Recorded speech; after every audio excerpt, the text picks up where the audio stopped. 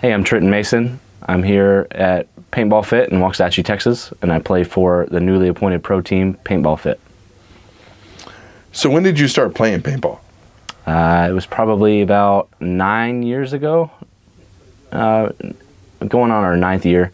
So I started whenever we started Paintball Fit, so that's about 8 or 9 years. The time flies by, especially with the COVID years, but I started when we started the field and started playing. And I started about when I was 19, so yeah, 8 years. So in those past 8 years, how would you describe the growth and development that being a part of this program and team has played in your personal and paintball life? Well, it's just taught me that a lot of it, or talking to people and being a good human being goes a long way, and just about everything. It translates to work, and it translates to your life, and it also translates directly to paintball. But a lot of it has to do with just showing dedication and putting time and effort into something, and then you actually get the results you want as long as you continue to do and put it in time and effort. So how much time and effort did you put in to get the results you wanted? Oh man, these past 2 seasons have been pretty crazy. Last season, I don't think we played nearly as much, but this season we definitely put in a lot of time. And, with that comes a lot of stress and effort. And I'm talking about friendships, relationships, stuff like that. It's a lot of time away from family and friends. And, it's hard to justify it sometimes, but we all came with a common goal, and we had all of our significant others supporting us. And we came with a common goal, and we wanted to put all the time and effort into it and try to go do this thing right, and we did it. So when you talk about it this season, like this season being historically that you guys did not lose a single NXL event. You took first place every event. Can you walk us through what a typical week looked like with your paintball schedule to achieve that goal? Well, so we started where we have night balls at Paintball Fit, and that's just open to everybody on Wednesdays and Fridays. So we would always do Wednesdays, Fridays as a team, and we would just play with each other and play with whoever came out on those days. And then, of course, Saturdays and Sundays every weekend. But for the most part, it was just Wednesdays and Friday nights mandatory, and then Saturdays and Sundays mandatory as a team to play. And if we didn't have anybody to practice, we would just practice ourselves, but always playing and always putting the time into it, because as you see, it does show if you put time and effort into something with everybody with a common goal as well. So what do you do for a living to pay your bills in order to allow you to have that kind of time in paintball?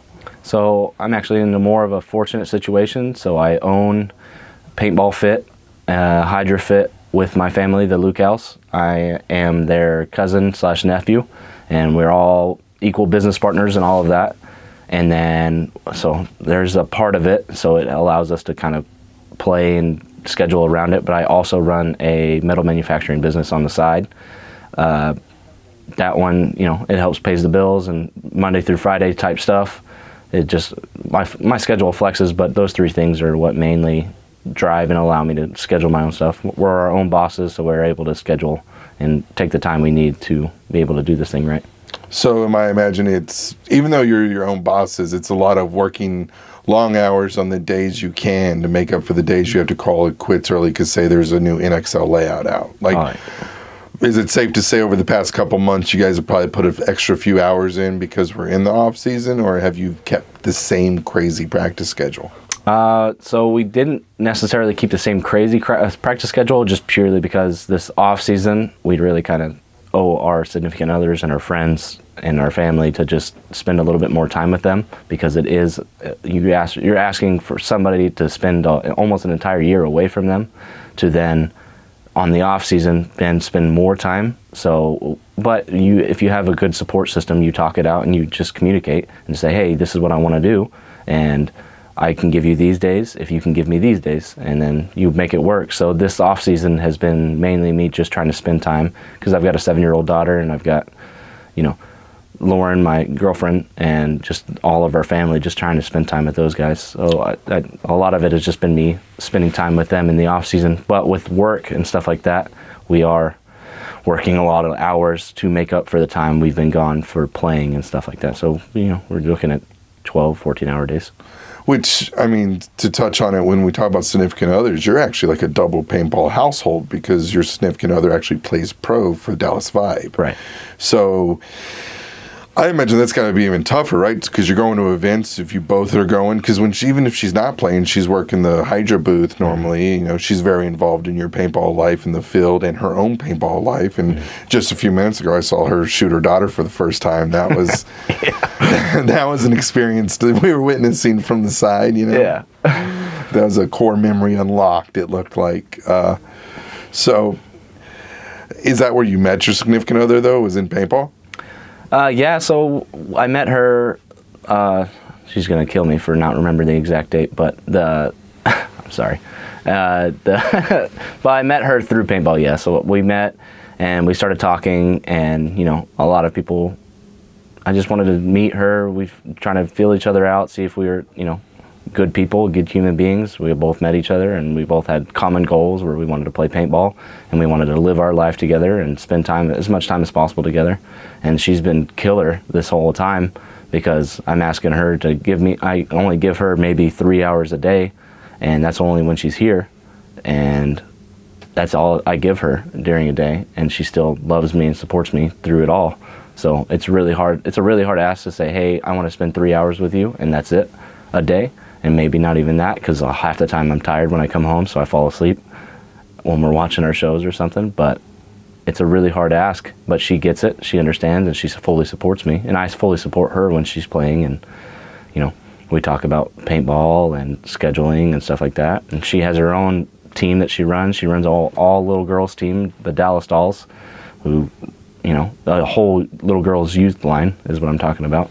So what exactly is the Dallas Dolls? Like when you say youth line little girl, what are we talking age-wise here? So they have one who just turned 9, that's the youngest, and then they have several that are 10, 11, the oldest is 13, and it's a purely youth line. I think now that they've got, she's going to kill me for not remembering these numbers either. All the little girls are going to watch this and get mad at me, but I know that I think we have 10 girls on the team now. To all the little girls, Trent had the best intentions. Yeah, I promise. I know your names. I just don't remember your ages. I'm sorry. But Lauren runs that. I'm not going to take any credit for any of that. I help when I can, but that is Lauren's whole ship, and she made that thing, and she's doing great. They one Hadley just won. Little Hadley, 13-year-olds just won the 3-man Frostbite just a couple of months ago. So that's got to be kind of.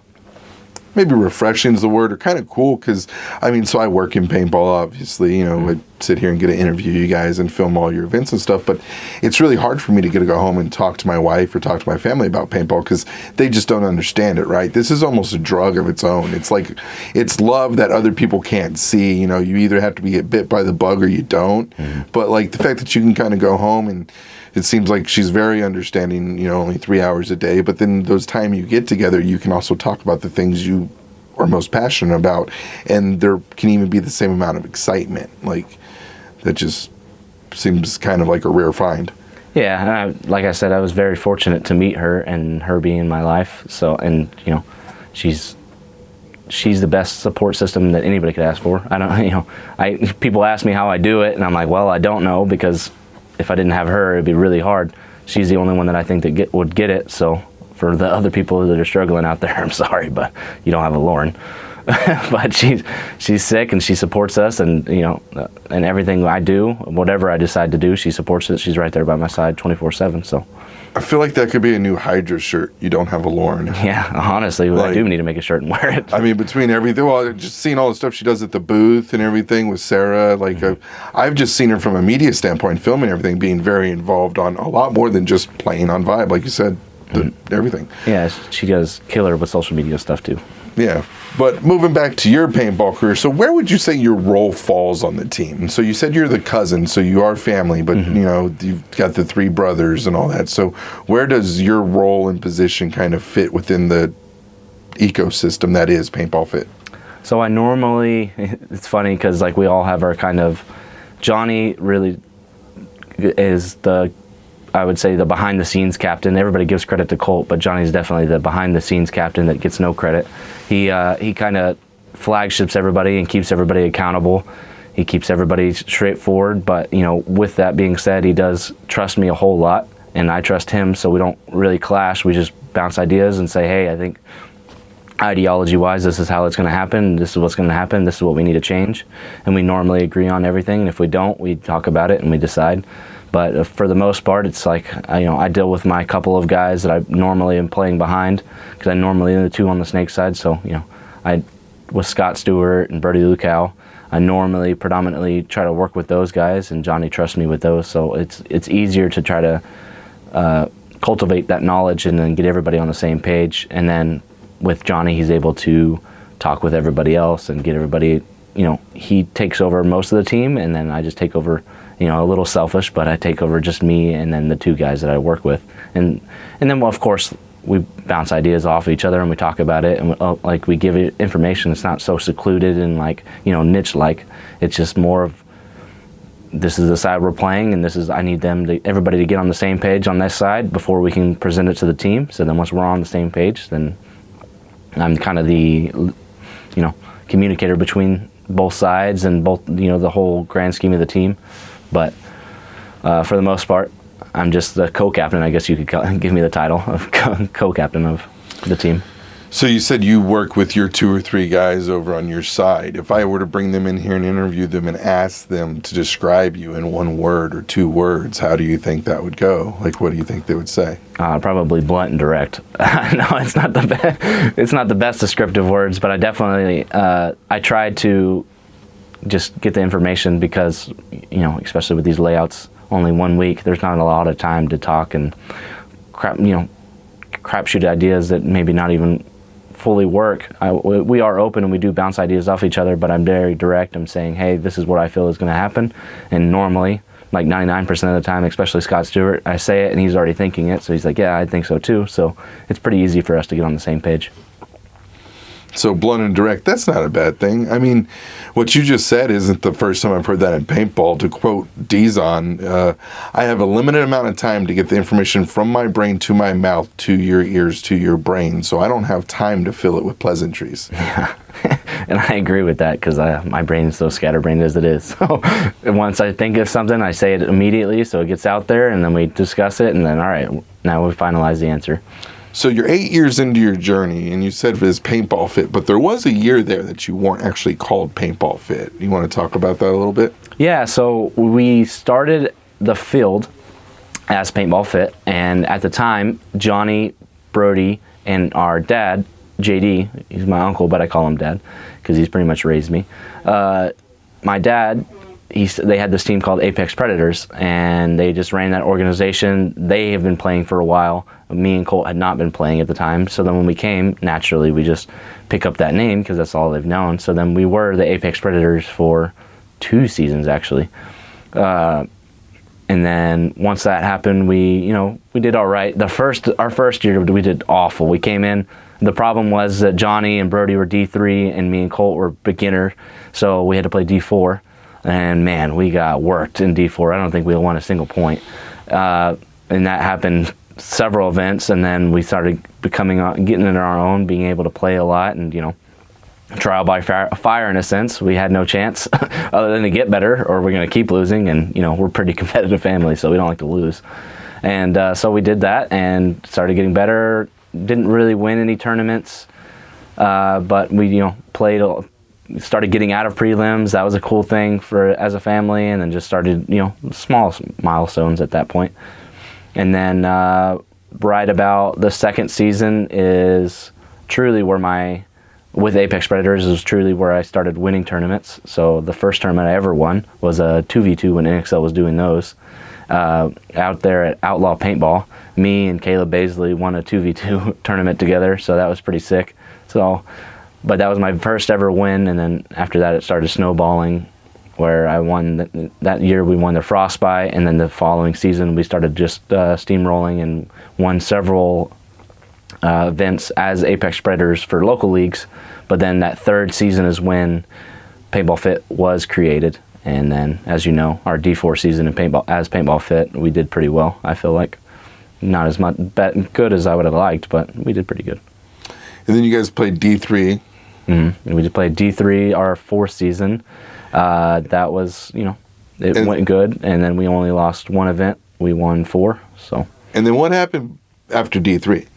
And then we went to D2. D2, we come in. I think we placed 5th, maybe. Well, wasn't that like COVID year? Yeah, yeah. We played Vegas, and then COVID happened, so then we didn't play paintball at all. And then so it was a 2-event year. So that's more of an asterisk year, D2. But like, where I guess what I'm alluding to is this isn't your first time in pro. No.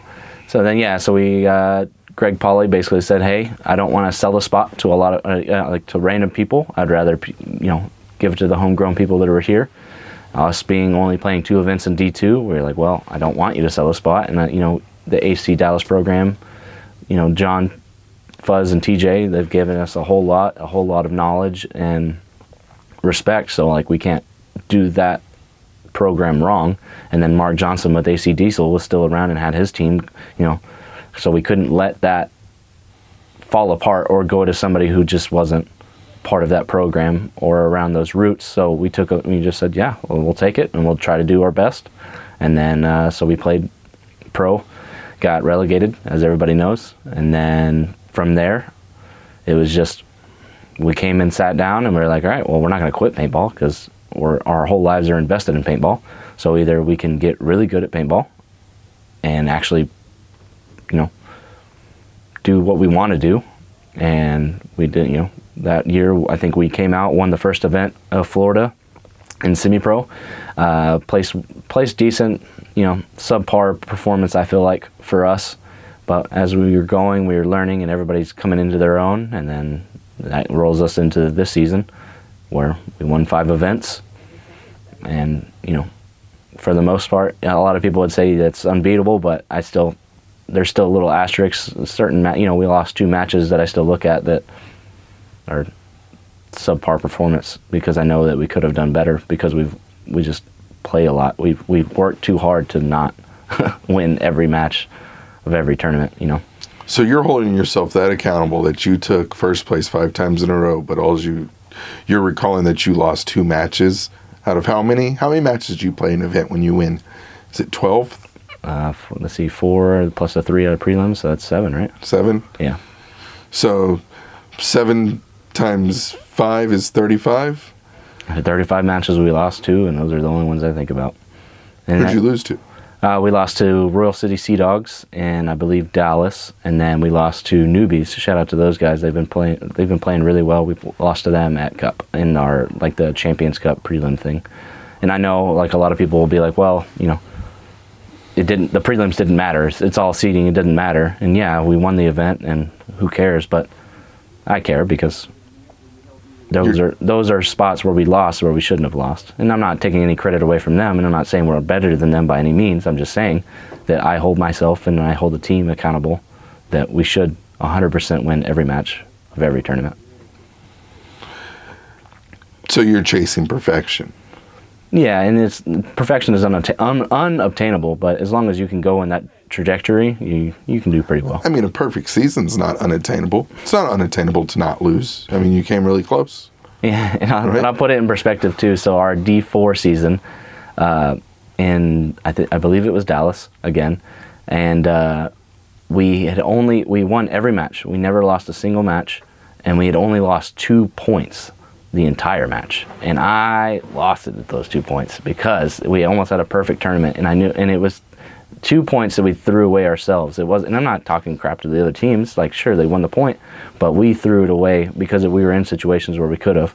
And man, those still burn into my soul as much as just these tournaments. And I know that sounds crazy, but you have to not be okay with just being like, oh, I won the event. That's not good enough.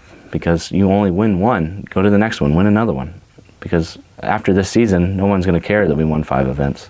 They're only going to care who won the next one. So you just have to keep going forward like that. And then you create a legacy, and then if people want to say good job on that, great. But it doesn't matter about other people. It just matters about what I'm proud of for all the time and effort that I've put into it. and all the sacrifices we've made. So is there any standout lesson or experience you would say that you were taking with you back into the pro bracket after being there as AC Dallas? Like, so when I was in the military, what you experienced is what we would call on-the-job training, right? You just got through into it. You skipped semi-pro and straight into pro. With all due respect, got your ass kicked all season long. Yeah, absolutely. And then now you're back with new teeth, sharpened on a new stone, and looking to do something different, right? So what is the lesson that comes from that? Because you don't seem like you take losing without a little learning. Well, a lot of people aren't going to like this answer, but that the pro league isn't really that big, if that makes any kind of sense. And the people that I'm talking to, they know, but it's not that bad. It's actually pretty easy as long as you just understand that your game plan and your ideology is great, and we have pretty sound core and pretty sound players that I think this season will be really great. And I'm looking forward to being able to play and showcase that. I know a lot of people, and I've heard a lot already. I listen to a lot of different podcasts and stuff like that. So no disrespect to those guys, but I think we'll do pretty good. But that being said, taking into this season is that we have the right ideology on things and that we know how to win paintball. It's not that hard. So going forward, I understand that it's the next level, but we've been doing that our whole lives pretty much.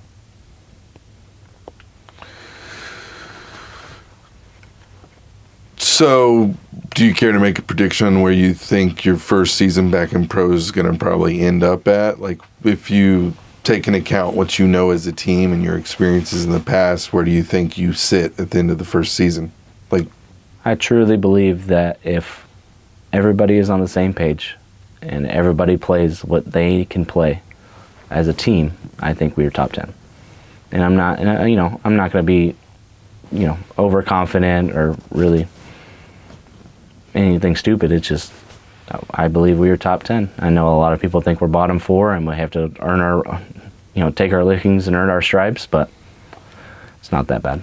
It's just top 10 is where I believe truly that we can go higher, but I think that this first season, getting everybody on the same page and everybody understanding everything, top 10. I think top 10's fair. It's fair. That's all I really have here. You got anything else you want to say before we wrap this up? It's just that I would like to say two things, which I've already said a little bit in, is one, that to all the people watching this and all the people saying, like, how did you do it? How can we obtain that? How can we replicate it? The two things that you need to focus on is one, having a good support system, because with your home life, your work life, your family life, if it doesn't support what you're doing, you'll never go far. So you need that rock to always fall back on. And two, you got to find a core of people, like-minded people, to be able to succeed, because I'm sorry, but paintball isn't an individual sport. It's not like any other sport. That's why it's unique, because it requires a full team. You can't have one superstar and expect to win multiple events. You can win one, sure, but you'll never win multiple, and you'll never win multiple for continuous seasons. So you need those two things, and that's my advice to a lot of people that are watching this and curious of how to replicate what we're doing. And good luck with that, but I appreciate, that's what you need. You need a good solid rock solid rock at home, and then you need people who are willing to put the time and effort. It's a perfect storm. And it's obtainable, obviously, because we've done it. So it's just, you got to find that, and you have to find your piece, and you have to understand and be humble about it, and just continue to work. Awesome. Well, I appreciate your time. And for anyone watching this, if you can't find your paintball gear here at Paintball Fit or at their store, please visit us at lonewolfpaintball.com.